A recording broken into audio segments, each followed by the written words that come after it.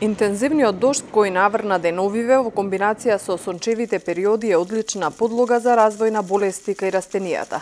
Експертите советуваат земјоделците да не чекаат и да превенираат за да не дојде до несакани последици.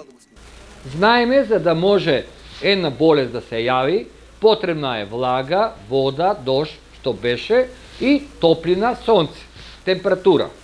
Веќе рековме од сабота, недела, а интензивно и од вторник натаму, се очекуваат вакви неповолни за растенијето во однос на појава на болести услови, а нормално поволни за самата болест.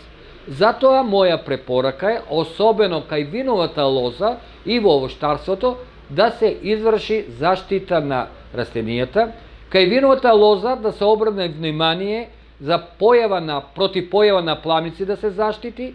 Пламеницата може да се појави и после 15-20 дена, а инфекцијата да настане и сега. Удира на сите надземни зелени делови, листови, ластари, гроздаци и така натаму, и многу брзо се шири. Да не се случи ситуацијата пред неколку години, кога имаше масовна појава на пламеница. Изборот на соодветна заштита е исто така важен, вели Ивановски. Во спротивно може да има негативен ефект кај родот.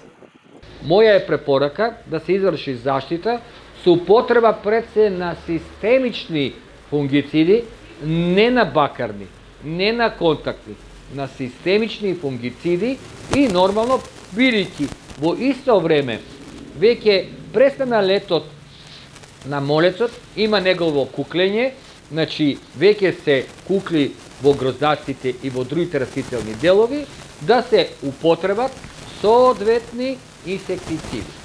За што цел се постигне и подобра понатаму развој и заштита на самото растение, може покрај оваа заштита по употреба на фунгициди и инсектициди да се употребат и некои природни биостимулатори. Како што соопшти УХМР, циклонот Андреја донесе 32 литри на метар квадратен во Виница, 21 метар квадратен во Гевгелија, 4 во Струмица, а најмалку 3 литри во Дојран.